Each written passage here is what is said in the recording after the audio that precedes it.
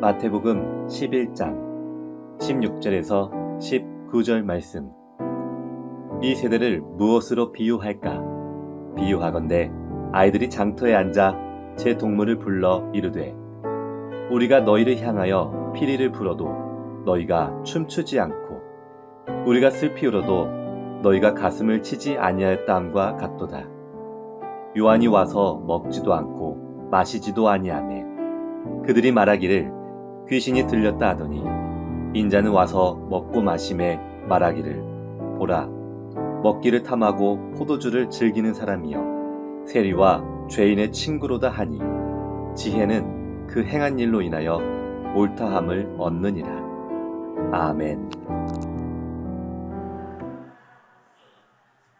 제러미 립프키는 그 인간을 분류할 때 그 호모 엠파티쿠스라고 그렇게 분류를 했어요. 이걸 뭐라고 하냐면 공감적인 존재다. 인간은 공감하는 존재다. 그렇게 이야기했습니다. 오늘 예수님 주시는 말씀은 공감하지 않는 세대를 향하여 책망하시는 그런 말씀의 내용입니다. 몽골의 초원에서 낙타가 새끼를 낳았습니다. 오랜 시간 난상 끝에 새끼를 툭 떨군 어미 낙타는 꼬꾸라진 새끼를 핥지도 않고 훌쩍 몇 걸음 도망치듯 피하고 있습니다. 새끼는 비쩍거리며 일어나 어미 품에 파고들어요. 그런데 어미 낙타는 새끼를 몸 매몰차게 외면하며 빗쟁이를 피하듯 도망을 갑니다.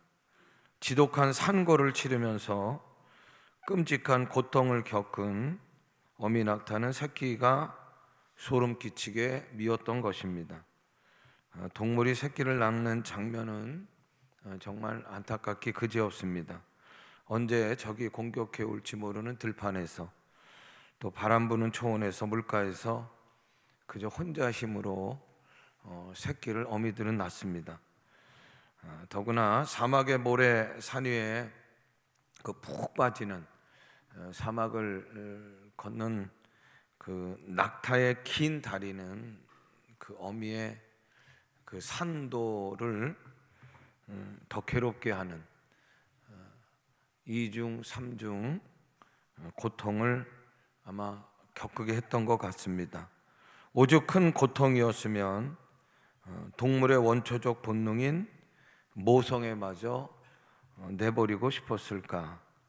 낙타어미나 새끼 모두가 다 가엾기는 마찬가지입니다.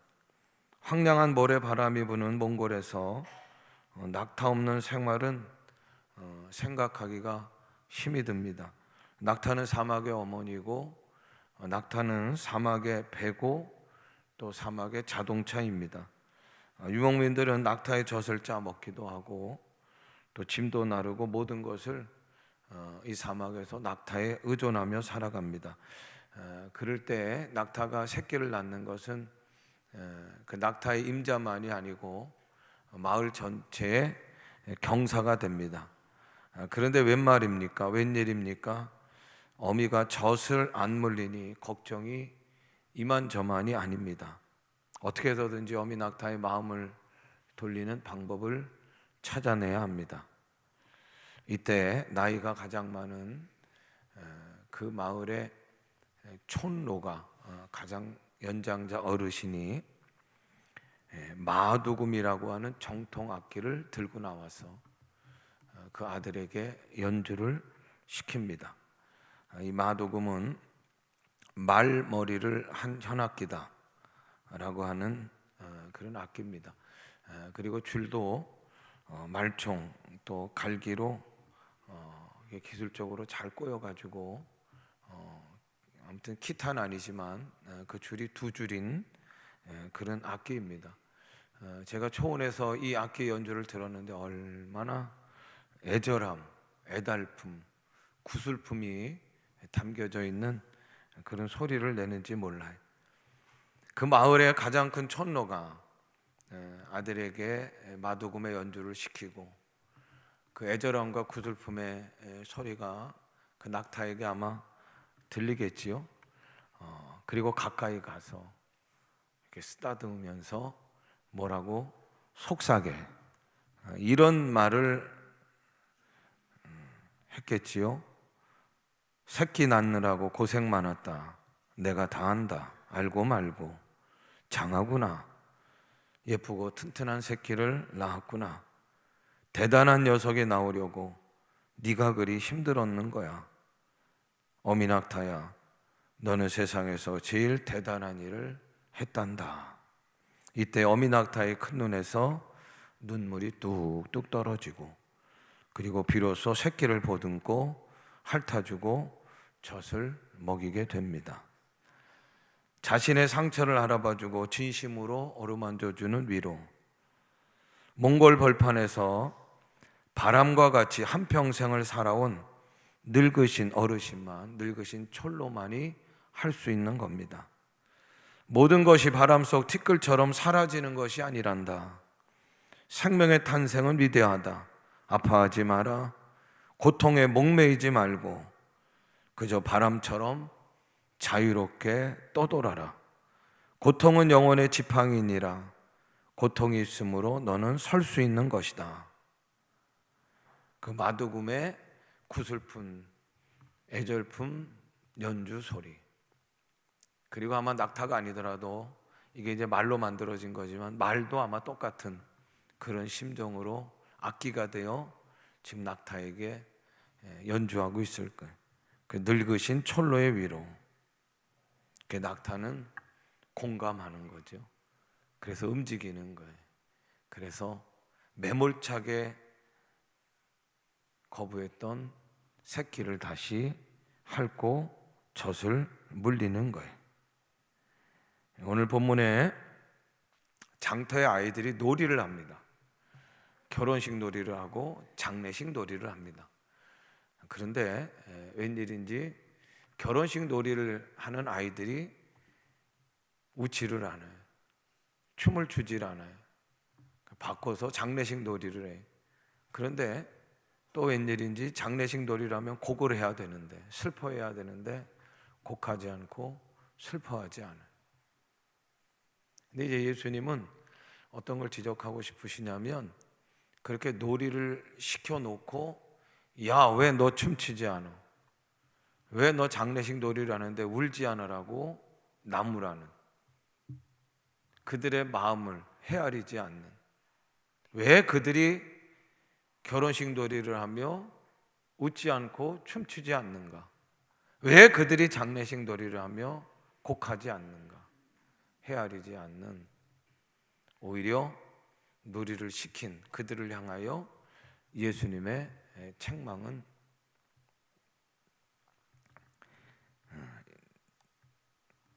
오늘 세례 요한과 예수님을 대하던 유대인들을 향하신 그 방향과 같습니다. 세례 요한이 먹고 마시는 것을 삼가하고 낙타 옷을 입고 메뚜기 석청을 먹으면서 살았죠. 그리고 회개하라, 천국에 가까웠다고, 목이 터져라고 소리를 질러대는 거예요.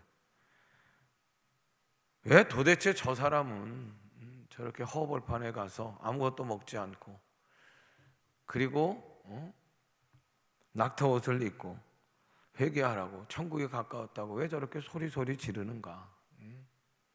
그 세례 요한의 마음을 헤아리려고 하지 않고 오히려 그 행동 자체를 꾸짖는 그 유대인들을 향하여 예수님은 책망하시는 거고, 세리와 죄인들과 식사하시는 모습을 보고 그 모습을 보는 그들이 거북한 거예요.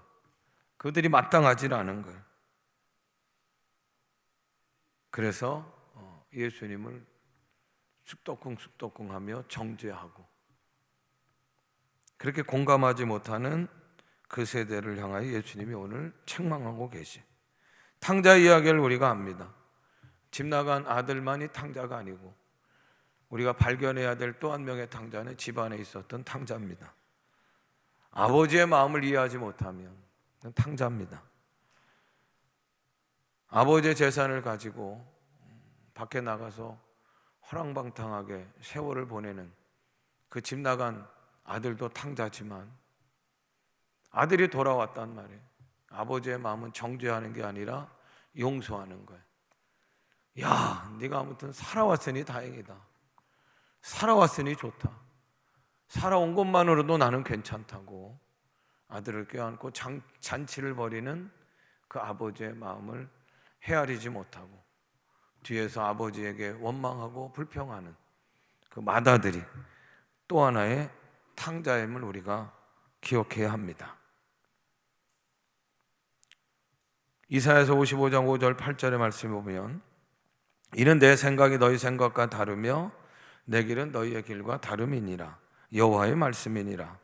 이는 하늘이 땅보다 높음 같이 내 길은 너희 길보다 높으며 내 생각은 너희 생각보다 높음이니라. 아멘. 하나님의 생각과 하나님의 길을 우리가 다 헤아릴 수가 없어요. 헤아린다는 게 불가능합니다. 우리는 이해 관계에서 만들어진 구조가 있어요. 우리는 인간관계, 이해관계 속에서 만들어진 그런 틀이 있어요. 우리가 말을 꺼리낌 없이 한다고 그러고 우리가 행동을 하더라도 무엇에 구애받지 않고 행동한다고 하지만 우리는 그냥 이 이해관계에서 짜여진 구조나 틀 안에서 말하는 거고 행동하는 거예요. 그러니까 반경이라는 게 이렇게 정해져 있단 말이에요. 그러나 하나님은 그 모든 한계를 뛰어넘으셔요. 하나님은 그 모든 이해를 뛰어넘으셔요. 그리고 어떻게 하시냐? 우리를 사랑하시는 줄로 믿습니다. 따라합니다. 하나님의 공감. 이게 하나님의 공감이에요. 그리고 하나님의 공감으로 우리 가운데 오신 분이 예수님이신 줄로 믿습니다. 그래서 우리의 형편을 잘 아셔요. 그리고 이해하시고 같이 아파하시고 해결하시려고 하고 자유하게 하시려고 우리 가운데 찾아오신 예수님이셔요. 우리들의 가정에 예수님의 공감이 있어야 되고 우리들의 사회 가운데도 예수님의 공감이 있어야 되고 우리 교회 공동체 안에도 예수님의 공감이 일어나야 될 줄로 믿습니다. 그럴 때 관계가 회복이 되는 거예요. 내가 아무리 이해한다고 그래서 그게 공감하지 못하면 소통하지 못하고 치유하지 못하고 회복되지 못하는 거예요. 오늘 우리들에게 절실하게 필요한 것은 하나님의 공감으로 오신 예수님을 내 안에 모시는 것이고 내 안에 계신 예수님이 공감으로 움직이셔야 되는 거예요. 그럴 때 소통이 일어나고 그때 회복이 일어나고 그럴 때 다시 새로운 출발이 시작되게 되는 줄로 믿습니다. 예수님의 공감은 뭔가? 첫 번째로 한번 따라합니다. 상대방의 입장에서 생각하는 것입니다. 뭘 생각할 때 우리는 항상 내 중심이에요. 그게 어떻게 되냐면 내 중심이 나만 옳다가 되는 거예요. 그게 어떻게 되냐? 나는 옳고 다른 사람은 틀리다. 그렇게 되는 거예요. 그러니까 소통이 일어날 수가 없어요. 갈등이 일어나고 계속해서 상처만을 주고받게 되는 거예요. 패치 아담스라고 하는 감동적인 영화가 있어요. 아마 많은 분들이 보셨을 텐데 헌터 패치 아담스의 실화를 바탕으로 그렇게 쓰여진 그리고 또 영화입니다. 어떻게 이 사람이 의사가 되었는가? 아버지를 잃고 나서 그 슬픔이 너무 자기가 견딜 수가 없었대요. 그래서 사회 활동하는 건 전혀 불가능했답니다. 그래서 정신병동에 이제 찾아가게 되고 거기서 이제 입원을 하게 되는데 그 정신병동에 입원했을 때 아주 그냥 너무너무 심한 사람들이 이렇게 혼자서 독방을 주지만 그래도 이제 치료 가능한 사람들은 이제 같이 동료들하고 쓸 수 있게 하는데 패치 아담스가 동료하고 같이 쓸 수 있는 방에 입원을 했답니다. 근데 보통 때는 잘 대화가 되는데 이 동료가 뭐 때문에 정신병에 걸렸냐면 다른 게 아니고 다람쥐 환상에 걸려서, 그러니까 다람쥐가 진짜 나타난 것도 아닌데 앞에 갑자기 다람쥐가 나타났다 생각이 들면 환상이 딱 보이기 시작하면 그냥 그때부터는 그냥 발작을 일으키는 거예요. 막 벌벌 무서워서 떨고 막 소리도 지르고 화장실조차도 못 갔대요. 그때마다 의사들이 들어와 가지고 그냥 다 잡아매고 진정제 그냥 주사바늘 꽉 끼워 놓고 그래서 진정시키고 근데 그 횟수가요 점점 더 빨라지고 많아지고. 패치 아담스가 동료라고 있는데 보통 때는 괜찮아. 갑자기 다람쥐다 이 사람 소리치기 시작하면 막 난리가 나는 거예요. 그걸 지켜보는 이 패치 아담스의 마음이 너무 괴로운 거예요. 근데 하루는요 얘가 다람쥐다 그러니까 같이 그냥 다람쥐 싸움을 벌인 거예요. 베개를 집어가지고 그냥 다람쥐 소리 지르고 막 더 소리 지르고 막 팔짝팔짝 뛰고, 그러다 지나가던 의사들은 같이 미쳤다고 그러고. 그런데요 이 동료의 변화가 일어나기 시작한 거예요. 막 다람쥐다고 막 소리 지르고 그러니까 갑자기, 그리고 그 동료의 손을 만져주니까 발작했던 것이 좀 진정이 되고, 진정제를 꽂지 않아도 진정이 되고 그리고요 화장실까지도 같이 갈 수 있게 되고, 함께 싸워준 그 패치 아담스 때문에 이 다람쥐 환상에서 괴로워하던 한 인생이 치유함을 얻게 됐다 그래. 치유와 회복은 상대방의 감정을 수용해 줄 때 일어나요. 우리 항상 내 입장에서 생각하려고 하는데, 상대방의 입장을 내가 이해한다고 하더라도 어디까지 가냐? 알았어. 알았다니까. 여기까지만 가는 거야. 오늘 TV를 보던 아내가 남편을 향해서 이렇게 얘기했대. 여보, 나 머리가 아파. 요즘 왜 그러는지 머리가 아파. 그때 남편은 정답을 얘기해. 아이고, 머리 아프면 병원 가야지. 내일 병원 가. 근데 여러분, 이 소리를 듣기를 원하는 게 아니잖아요. 정답을 듣기를 원하는 게 아니야. 왜 머리가 아프지? 무슨 일이 있어? 이 얘기를 듣기를 원하는데 남편은 정답한 것 끝이요. 어느 날 아이가 갑자기 학교 가기 싫다고 문 앞에서 엄마하고 신랑이가 벌어졌어.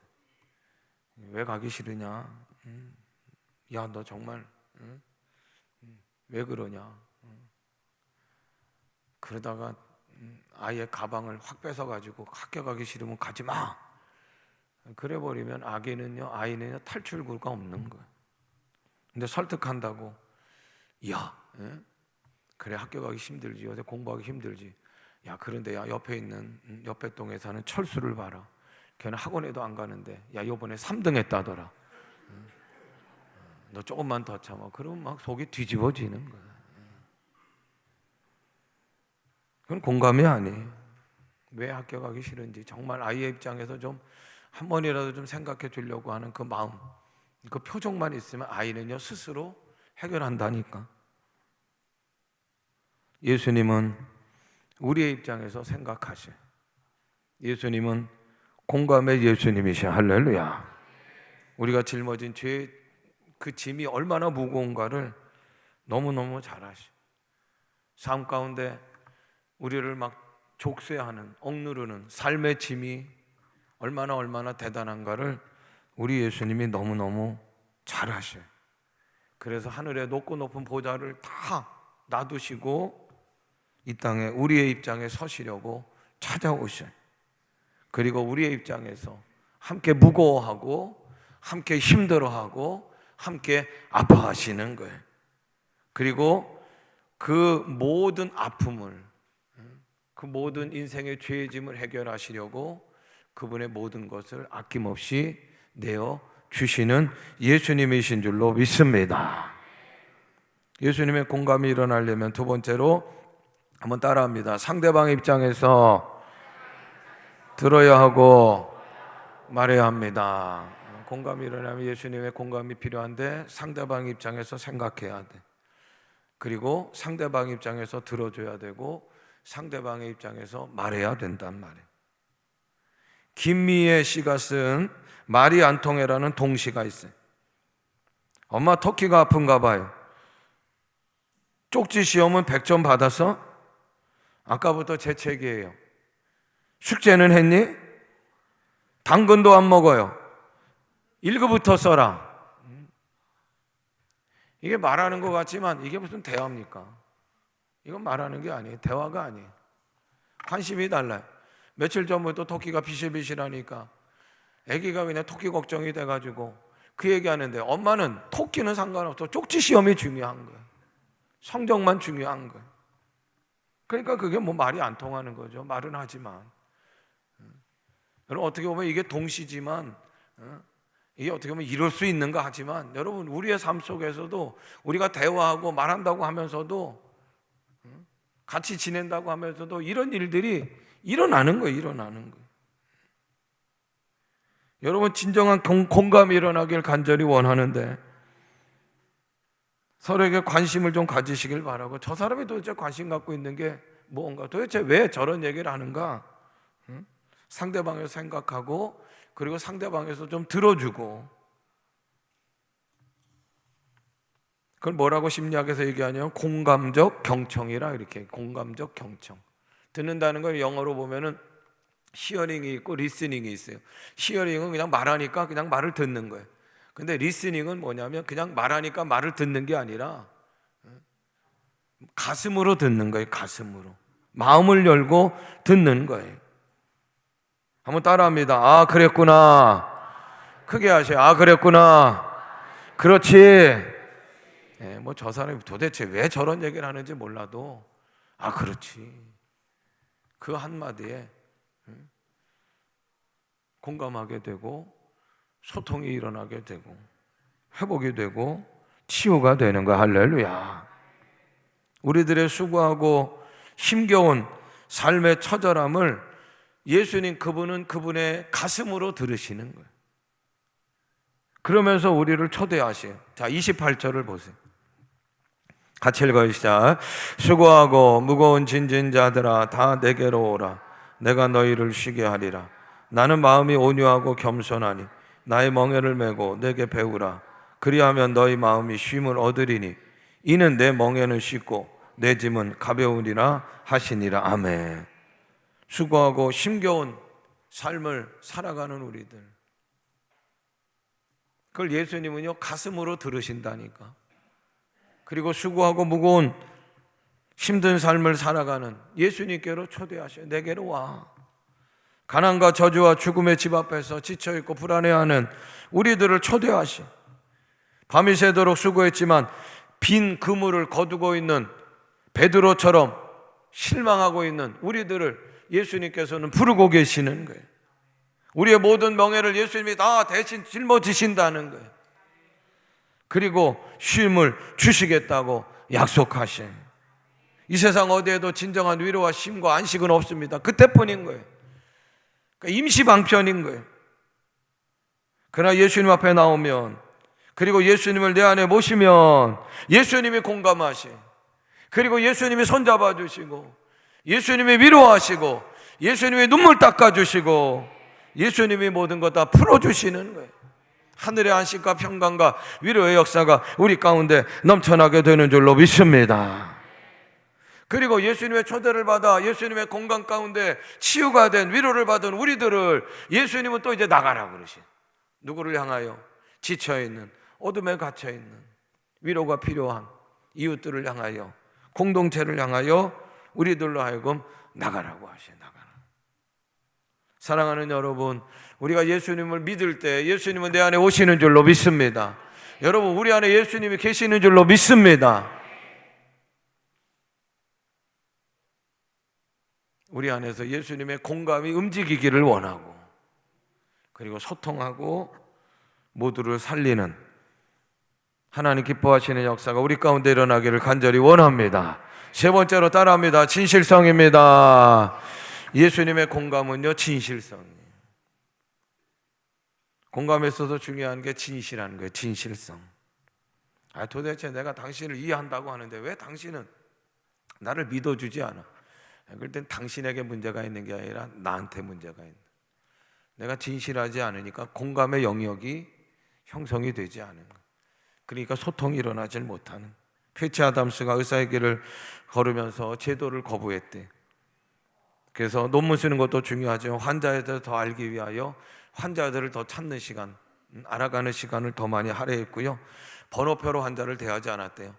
저 사람은 내 돈벌이로 대하지 않고, 그리고 눈을 낮춰서 환자의 높이로 그들을 바라보고 항상 이름을 불러주고, 그리고 하얀 의사의 가운도 벗어버리고, 회진할 때마다 피노키오의 그 있잖아요, 이 코, 그리고 광대, 어릿 광대 옷을 입고 짜자잔 하고 나타나서 환자들을 깜짝 놀래기도 하지만 낙심해 있고 막 좌절해 있고 우울한 환자들의 얼굴에 웃음꽃이 피게 하는 일들을 했다고 합니다. 그 결과 치료의 효과가 굉장히 높게 나타나고, 그래서 이 패치 아담스가 건강배원을 세웠는데 많은 환자들만 찾아올 뿐만 아니라 그곳에서 일하고 싶다고 하는 의사들의 대기수가 500명에서 1000명까지 이르렀다는 거예요. 여러분, 성경은 우리로 하여금 빛의 자녀로 살라고 요구하고 계셔요. 빛의 자녀는 빛의 열매를 거둬야 돼. 빛의 열매는 다른 게 아닙니다. 착함과 의로움과 진실함인 줄로 믿습니다. 사랑하는 여러분, 여러분들은 빛의 자녀로 살고 계시요. 그렇다고 하면 여러분들의 삶 가운데 빛의 열매인 착함과 의로움과 진실함의 열매가 우리 가운데 있습니까? 왜 삶의 문제가 자꾸 꼬입니까? 내가 애쓴다고 애쓰지만 왜 관계가 개선되지 못해요? 내가 하려고 하니까 그래요. 내 안에 계신 예수님의 공감으로 움직여야 돼. 이게 진실한 거예요. 이게 나를 믿어줘? 아니요, 여러분. 내 안에 있는 예수님의 공감으로 움직여야 돼. 내 안에 있는 공감, 내 안에 계신 예수님의 공감으로 대화를 풀어나가기 시작해. 대화한다고 하지만, 이해한다고 하지만 내 식대로, 내 고집대로, 내 생각대로, 내 스타일대로 하려고 하니까 더 꼬이는 거예요. 더 꼬이는 거예요. 답답한 일들만 더 생기는 거예요. 진실은 예수님이셔요. 예수님의 공감으로 풀 때 오해가 풀리는 거예요. 그러지 못하면 불신과 오해가 더 꼬이는, 그래서 분쟁되고 파국에 이르는 거예요. 내 안에 예수님이 계신 줄로 믿으시길 바라고, 내 안에 계신 예수님의 공감으로, 예수님의 진실함으로 이제는 만나시기를 주님의 이름으로 부탁을 드립니다. 그러니까 예수님의 진실함은 뭐예요? 그 십자가에서 보여주시는 거예요. 십자가에서 남김없이 우리들을 위하여 다 주신 사랑의 진실을 남김없이 보여주신 그 예수님의 십자가, 그게 예수님의 진실함이고, 그것이 오늘 우리들에게 필요한 예수님의 공감인 줄로 믿습니다. 예수님의 십자가의 길을 가려면 먼저 우리들에게 필요하고 우리들이 예수님을 통해 배워야 할 게 있는데, 그게 뭐냐면 온유함과 겸손함입니다. 요새 그런 사람들 많은 것 같아요. 예수 믿지도 않는 사람들 보면 내가 십자가를 지지, 내가 십자가를 지지, 뭐 이런 얘기가 뭐 멋진 얘기인 줄 알고 자꾸 그렇게 얘기하는 분들이 계셔요. 여러분, 예수님의 십자가를 진다는 건 함부로 얘기해야 될 것도 아니고, 그리고 해서 배워야 할 게 먼저 있는데, 그게 뭐냐? 예수님의 온유함과 겸손함을 배워야 해요. 그리고 그럴 때 남김없이 우리를 향하여 주셨던 그 사랑의 진실함을 우리들이 알게 되고, 그리고 내 안에 예수님을 통해서 공감이 움직이기 시작하고, 그럴 때 소통이 일어나고 살아나게 되고 회복하고 치유함을 얻게 될 줄로 믿습니다. 힘들고 숨이 벅찬 삶의 현장에서 지치고 상한 마음을 끌어안고 괴로워하는 우리들을 하나님이 부르셔. 여기까지 잘 왔다. 여기까지 참 잘 참았다. 우리를 그렇게 공감해 주신 하나님, 그분이 우리 가운데 오셨는데 그분은 예수님이신 줄로 믿습니다. 오늘 우리들에게도 내 식, 내 방법, 내 스타일이 아닌 나를 공감해 주신 예수님께 여러분들 잘 오셨어요. 예수님께 하소연하시. 예수님께 하소연하시. 예수님이 다 들으셔. 여러분들의 작은 신음까지도 예수님의 가슴으로 들으시고 예수님은 공감하시는 줄로 믿습니다. 그럴 때 우리에게 진정한 위로가 있는 거잖아요. 그냥 허벌판같이 황량한 곳에도 채워짐이 있는 거예요. 든든함이 있는 거예요. 그리고 그분의 공감으로 서로를 공감할 수 있기를 간절히 원합니다. 내 식대로 하면 안 됩니다. 여러분, 내가 공감한다고 해서 한계가 있는 거. 절대로 내가 풀려고 하지 마시. 목사도 못 풉니다. 내 안에 계신 예수님의 공감으로 다가가야 되는 거예요. 그럴 때 거기에 소통의 역사가 일어나는 거예요. 그럴 때 거기에 서로 이해하고 용서하고 눈물로 서로를 닦아주는 그런 아름다운 역사가 비로소 일어나는 거예요. 저는 이런 예수님의 공감이, 우리들 안에 있는 예수님의 공감이 오늘부터라도 움직였으면 좋겠습니다. 우리 찬양단 앞으로 나오시. 그렇게 될 때 이 공동체 안에 소통이 이루어지고 꼬여진 매듭이 풀려지고 서로를 위해서 기도할 수 있게 되고 진정 한 몸의 신앙 공동체 이룰 수 있는 줄로 믿습니다. 사랑하는 성도 여러분, 내 안에 예수님이 계신 줄로 믿습니다. 내 안에 계신 예수님의 공감으로 이제 서로를 향하여 움직이시기를 주님의 이름으로 축원합니다. 다 일어나